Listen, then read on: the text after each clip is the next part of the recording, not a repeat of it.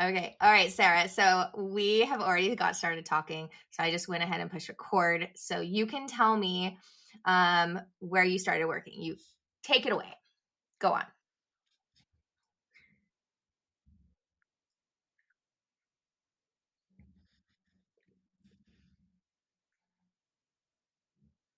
Same. Well, I'm eight. I just like finishing eight, but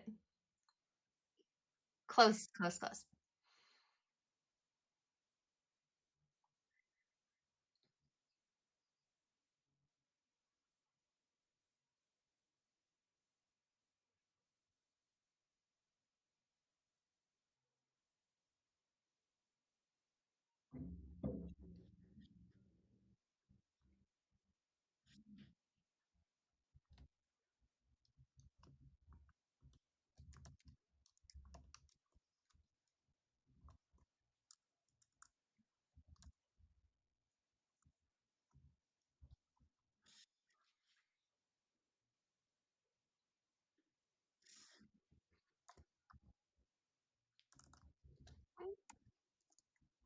Crazy. Months and months.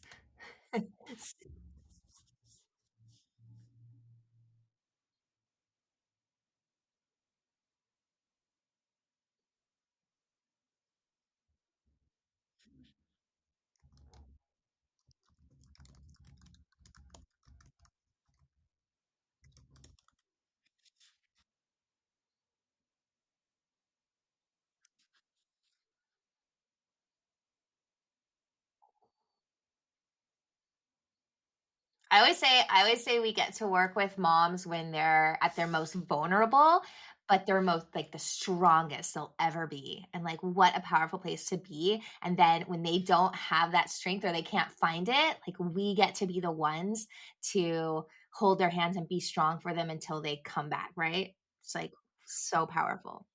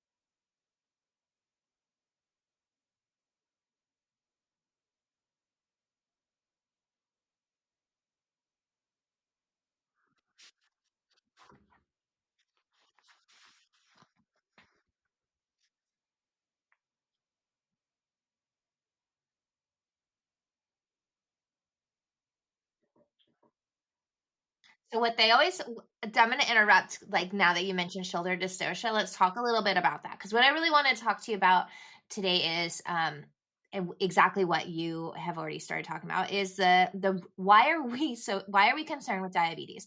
Because diabetes has this like it's like a scary word to like, oh my god, I have diabetes, or it's always like, well, someone else has diabetes, like someone older, someone that's doesn't take care of themselves, or but it could be anybody, right? And then there's like kind of a mystery behind it too, like, well, my blood sugars are okay, like how come I have diabetes and maybe I don't need to worry about it, and all of this mystery surrounding it, right? But I really wanted to discuss today because we do hear other places. I have heard you on other podcasts and IG lives, and I loved it. And you discuss a lot about like what to do to manage it, right? Testing and how can you manage it to make sure you eat well and keep a healthy lifestyle and make sure you're regulating your blood sugar, and even if you need insulin and whatnot. But why, right? I'm big on like asking like why? Why do we care? Is this really going to affect us in the end? And so now we're going to get to the nitty-gritty of like, as you and I are both labor and delivery nurses, we know better than anyone why, right?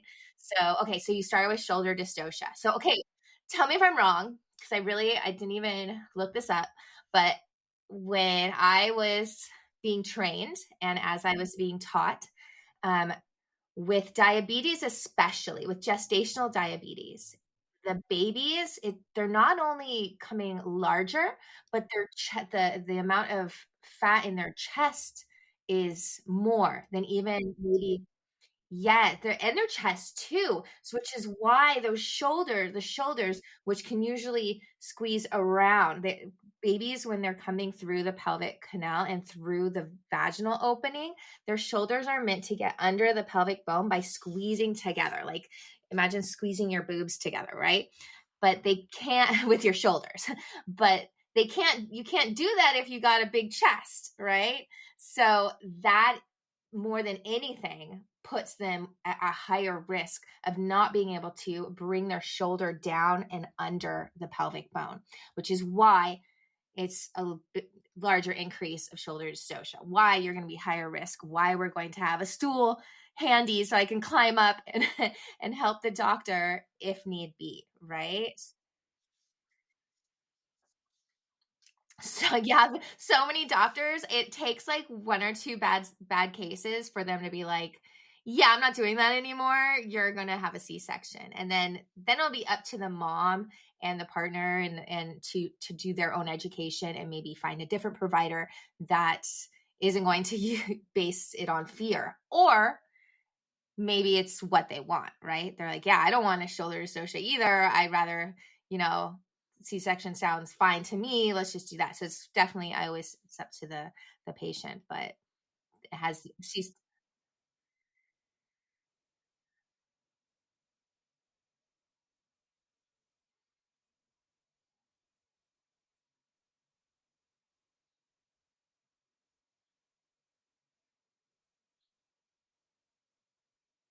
Right. They're gonna monitor baby's size and baby's growth, baby's abdomen size and chest even. And that will kind of help you decide where you are on that risk factor or risk scale. And then it's still your choice. A lot of doctors will lead with big baby or whatnot. And so you really have to do the due diligence, maybe find what positions can be best to deliver with a higher risk of a bigger baby, right? So maybe you want to deliver on all fours, like the Gaskin or whatnot, because you could be a higher risk with a bigger baby. And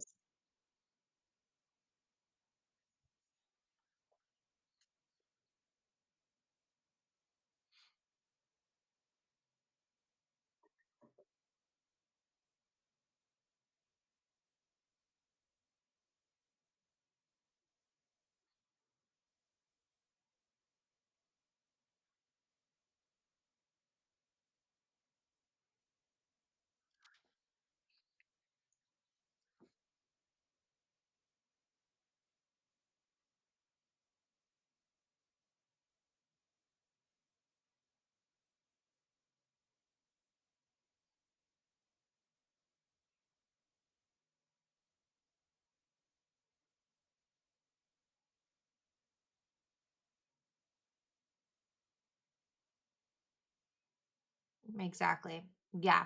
And then not only that, let's get into we have shoulder dystocia, we have polyhydramnios is what you were talking about when you have a lot of fluid inside, which is not alone standing alone, we're not too concerned with a lot of fluid. It's you're going to be managed the same. Yeah, it's just so it's going to be you're going to get your bed sheets probably really really wet if your water breaks, and you we just want to manage maybe kick counts, making sure babies that cord is not prolapsed. And usually, if baby's well engaged and ready to go, you have no problem with that. But yeah, something to be concerned about. No. Um, then how does gestational diabetes like I've heard that it can affect maybe make you higher risk for preeclampsia, hypertension, like other things will fall in line, right?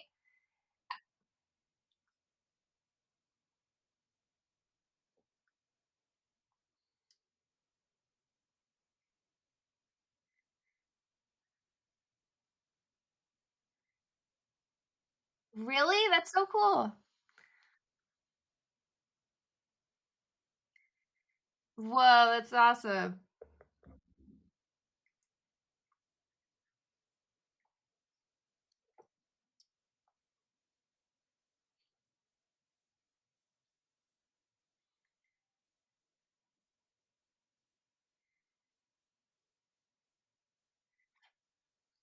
So when you say you're having a rough day, you're talking about there when you're working at the I'm thinking you're like rough day at L&D. I'm like, girl, I know what you're talking about.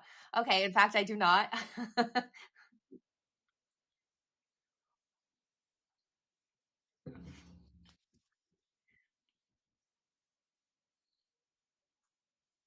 Totally.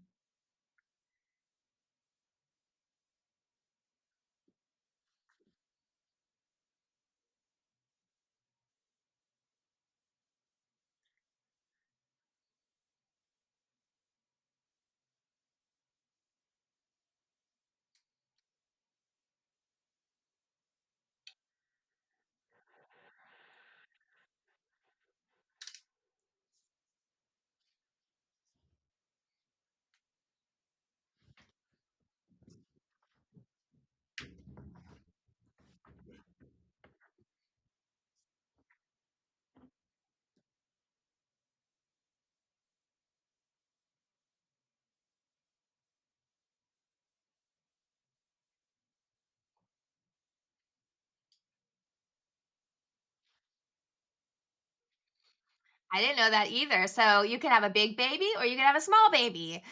Yeah, it's really going to just generally affect the baby's growth in one way or another. If your blood sugars are not managed. Have you seen that happen very often when the sugars are not managed?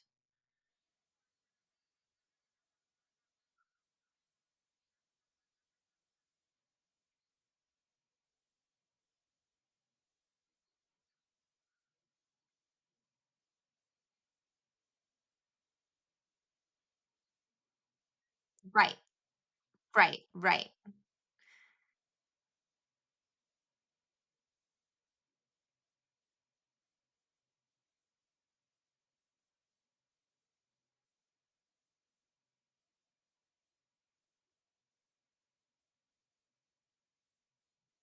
So interesting.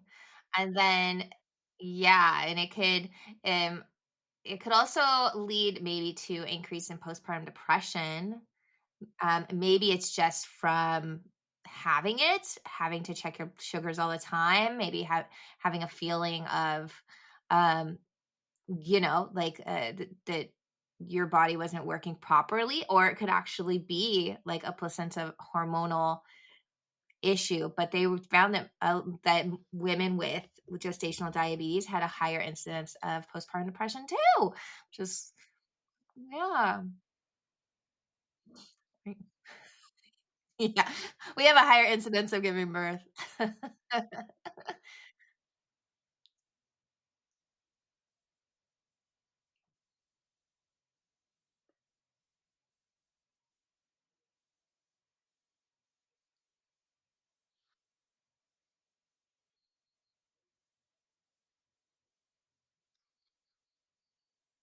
Not at all.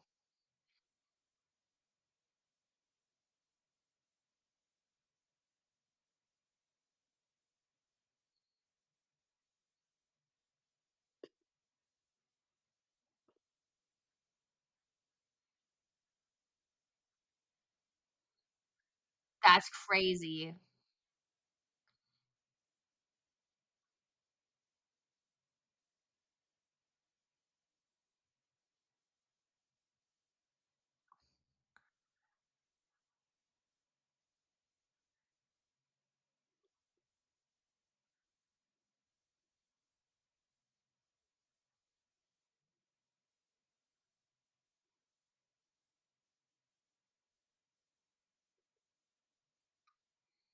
Or get this. I was at a small hospital too, and we would admit a mom overnight. She'd have to come in, have her be monitored, and then they would send me in year one. Okay, Colette, go do her diabetic teaching. I'm like, I'm sorry, what? What do I know? Like, nobody's taught me, like, from the book I read, the chapter I read in nursing school, like, no one taught me anything. And they wanted me to show her how to use her, like, glucometer and insulin like what I had no idea what I was doing, and they were sitting me in there to do it. I was like googling, asking other nurses real quick before I went in, like, what am I supposed to teach her? And we just like printed it out, and I like highlighted and read. Like, I had to go on my own and do my own studies and research, so I didn't feel like that again. It's we're not equipping nurses either.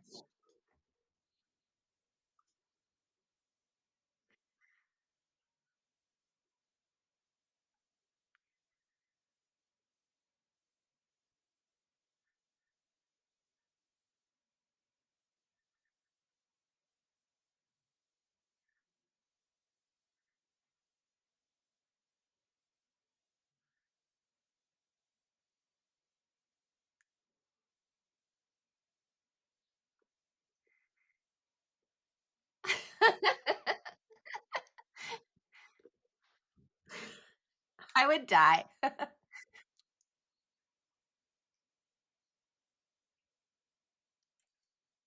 Right.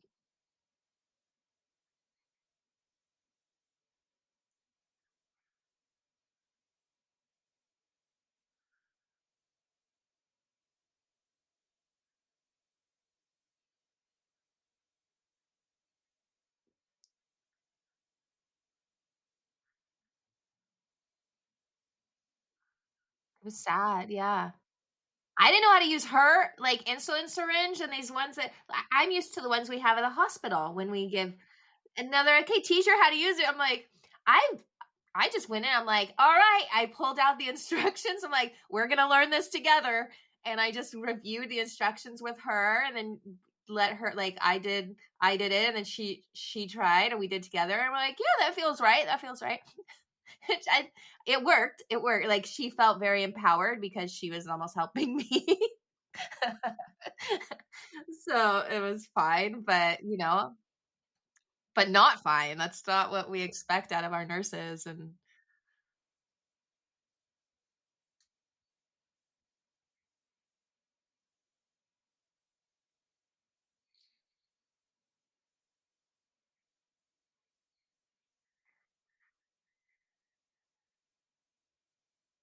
yeah,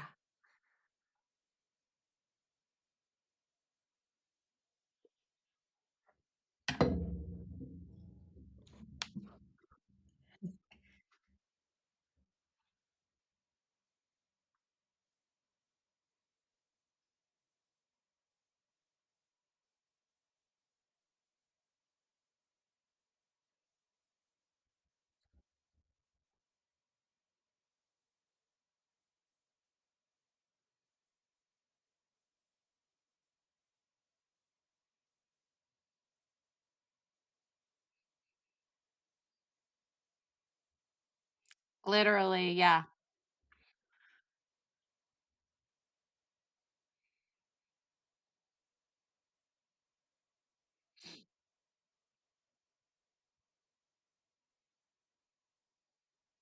Yeah.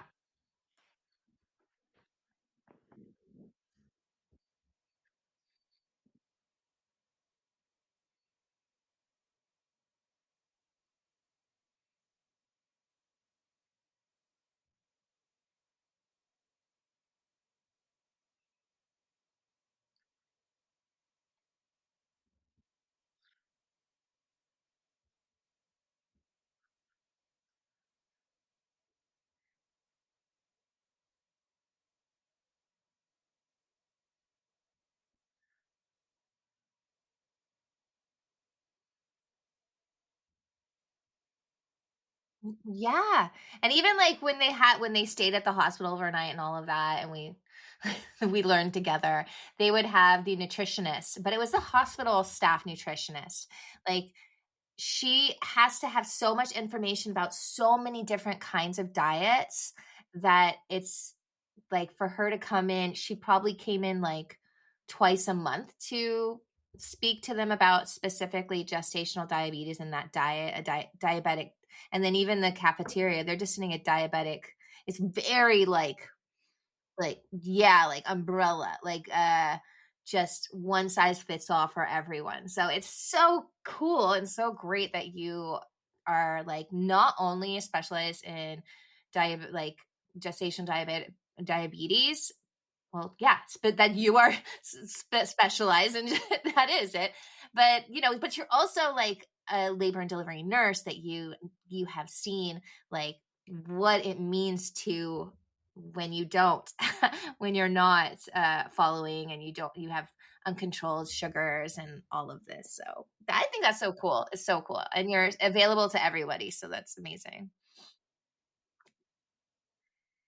I think we have the same like idea that we saw such a lack of education and support for women when once we got to the bedside, and it was just like, and it wasn't enough. Like, we had to do more, right? We had to get out there and do more. And I'm the same. Like, I'm trying to start this home health business so that I can go to those houses and do this gestational diabetic teaching that I had to learn on my own. But now, I want to get certified, or I want to hire nurses just like you that can go and sit down and find out, like, look in their cabinets, have a discussion, really talk about it. And so that they feel super supported, because the doctors need some help and MFNs need some help, right? The hospitals, they need some help, and nurses are the way. Why are we only at the bedside those 2-3 days that they're in labor, right? Yep.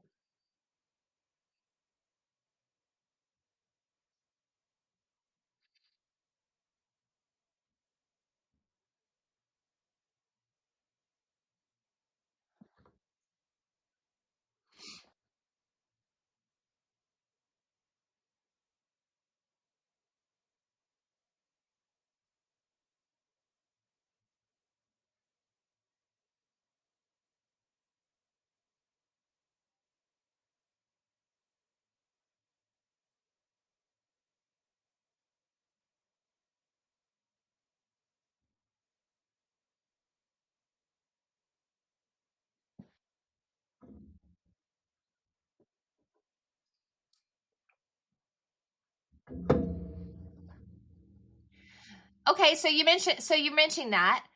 Let's get back to the risk of future diabetes. Is that like a precursor? So if you get gestational diabetes, I have heard that you are a higher risk then to get diabetes later in life. Is that true?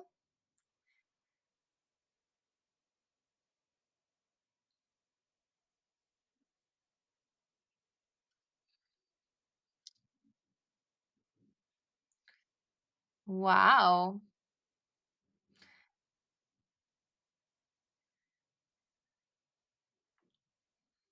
Was missed.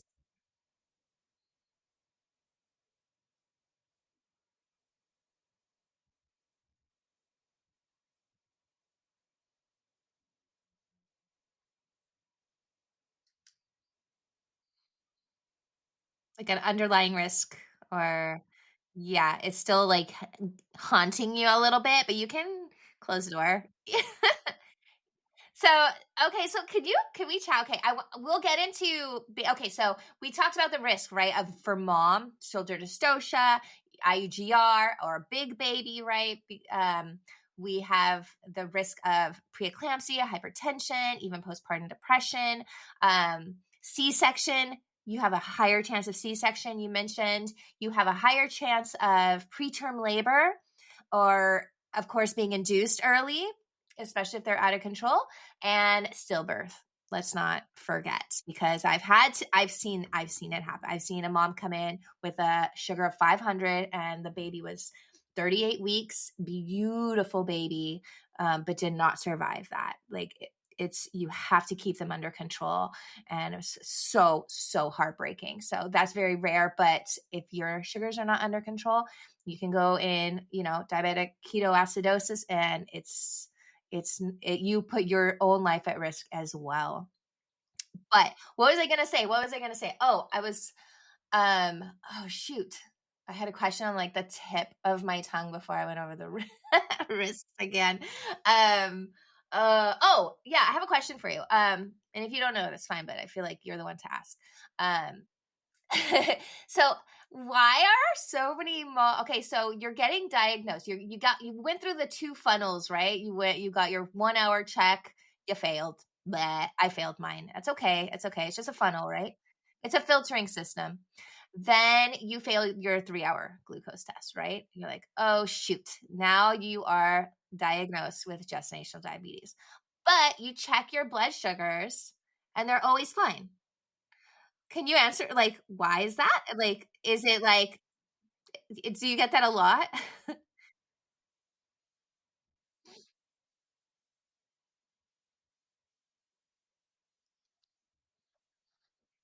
I had a client too say the same thing. And I'm just like, girl, I don't know. Are we overdiagnosing? What's going on here?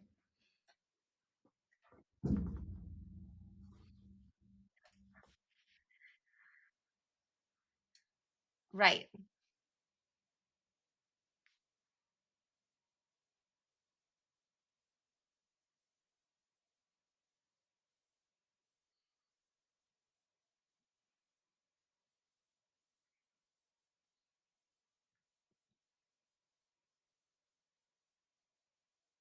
And it's 50 grams, right? It's 50. Yeah. It's 100. Woo! Like two Snicker bars. Couldn't I just eat two Snicker bars? Like, come on. No, specially formulated guys, don't go eat two Snicker bars.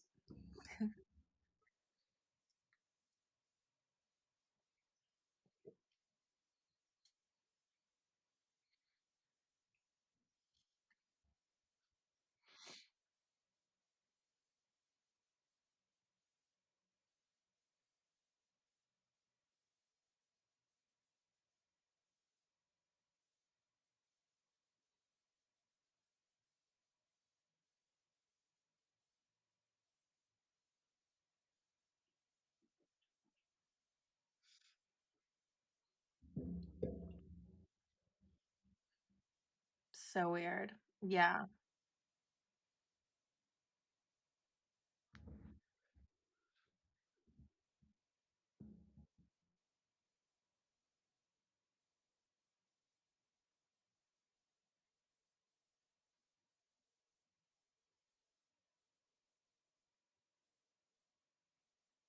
Other stuff going on.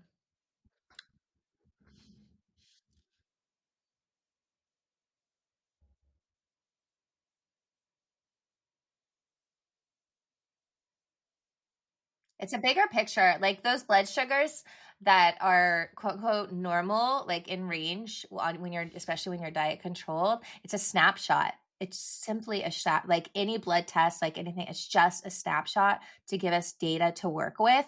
It's not the full picture. So we also have to see all the other factors like baby's growth, how much fluid you have in your body, what are your blood pressures, are you have a lot more swelling like in your ankles, are you collecting more, are you retaining more fluid, like that kind of thing. There's a lot of other factors we're looking at. If everything else is normal, then continue on, girl. Have your healthy pregnancy. And it's but it goes with everything. You really, during pregnancy, it's like for my clients, I'm I'm definitely leaning in and teaching them how to listen to their body and respond to that more than anything, and use your sugar levels, use the blood tests as a point of data. That's it. It's not, you're going to see one blood sugar and it's okay and be like, I'm fine. Right? There's so many other things that we need to look at. For baby, we can talk. I want to talk before we end. I literally could chat for hours with you, but but So we talked about for baby macrosomia is when the baby's too big, IUGR, or small baby, preterm birth. Let's talk because you and I, right after birth, we have to check baby's blood sugars, right?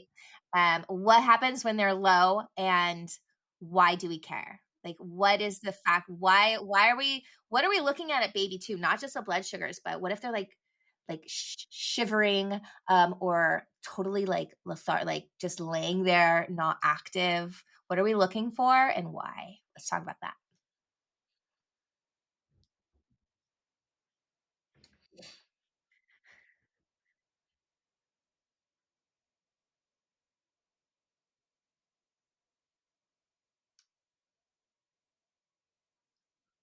I was like, dang.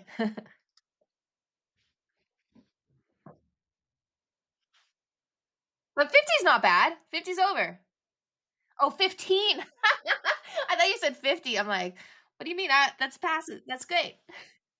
15. Okay. Okay. Okay. You're like, hello, baby. There's a margin of error on those machines. I swear that, and they told me the margin error is like 30. I was like, what? That's no, no, no, no, no. But so I also look at like how is the baby looking too at 15, but it's alarming, and we do things. Okay, go on, go on. Sorry.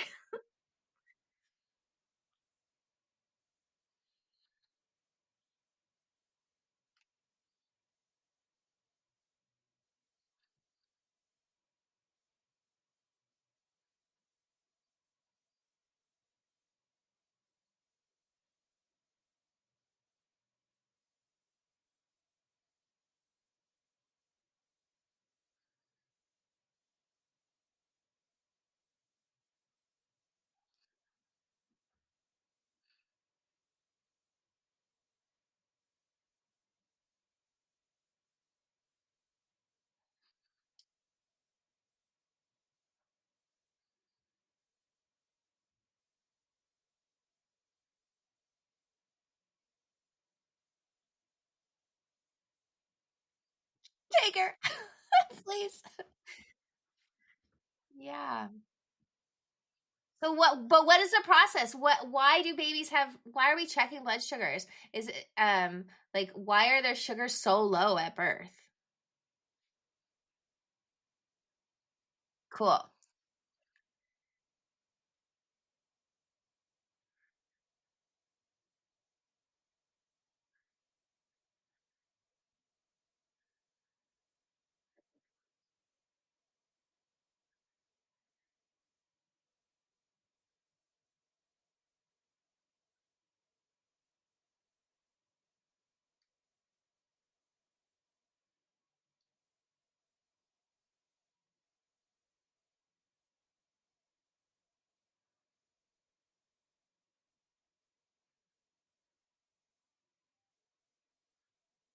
I.e. the sugar.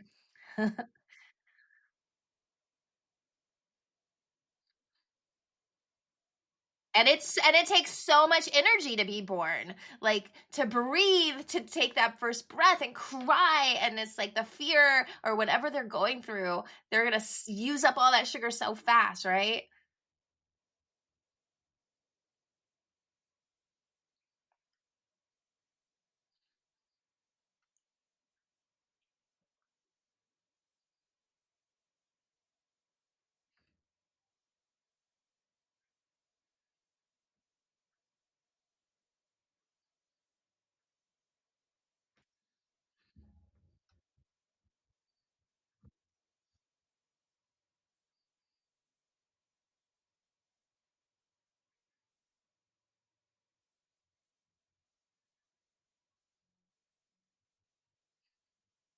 If they don't have energy and they don't have sugar to help them breathe, and their brain, your our brains use glucose, like, and they don't have that, and they need they need to breathe, and they need their brain is more than ever right at birth to get through that.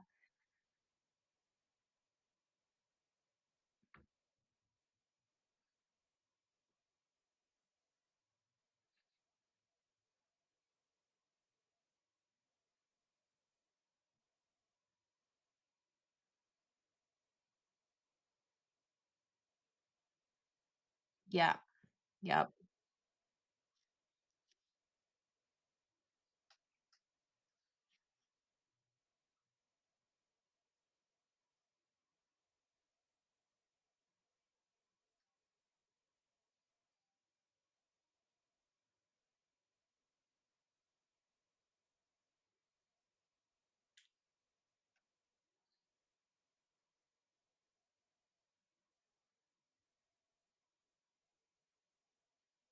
Sorry, I probably interrupted.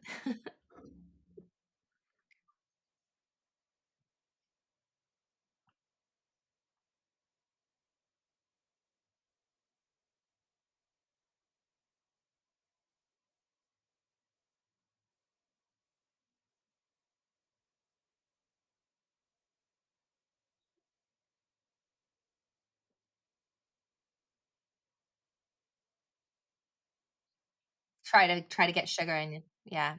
Try to feed them.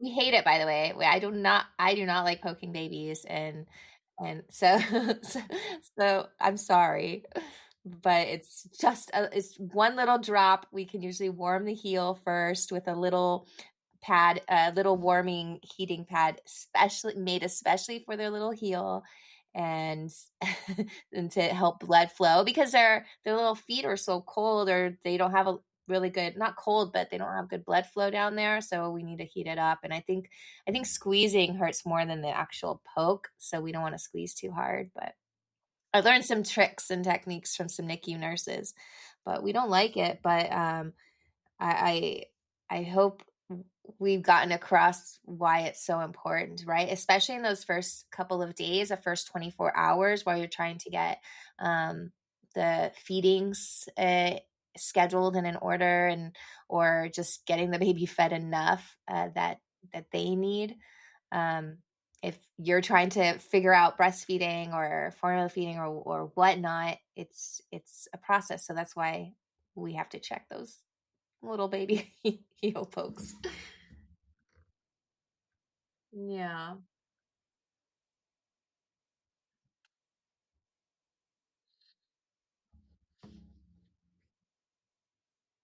I didn't know that.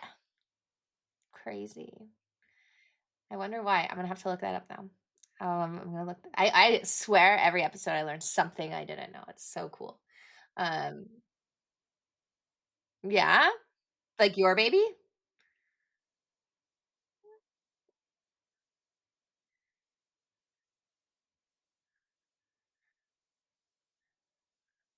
Of course, they're not gonna pass enough. Okay, that makes sense. That's so much goes in, like one thing affects another thing. And then also later on in life, if you do you did you read anything about gestational diabetics, that the babies have a higher incidence of obesity and diabetes as well? So maybe that's because they're already predisposed from life factors. Or, yeah, yeah, yeah, and so maybe that's why. There's a lot to look at. Wow, this is so great. This was such a good conversation about just why we care. Why are we doing this to you? Why are we making you drink this and diagnosing you? We do care so much, and there is reason these protocols are put into place. And um yeah, and I think if anything to take away is just educate yourself, right? And trust your body, learn what your body is doing so that you can be aware of signs of like what high blood pressure could look and feel like, what low blood sugar or high blood sugar could look and feel like, right? Even if you are even if you have not been diagnosed, it's something to be aware of, right? Because you can get it. Yeah, yeah. Yeah, and it doesn't have to be a scary thing. I know we just talked about a bunch of scary stuff, but with the first thing we said before I push record is we got to like it's education, right? It's when you're educated, your fear can go down, the anxiety can go down, which is what we do. So, yes, we are. Yes, we are. Where can we find you? Because if they want a coach that, if let's say they got diagnosed with gestational diabetes and they're like, that was a great episode, but what? Now it's me? Like, I need to go talk to Sarah right now. Where can they find you?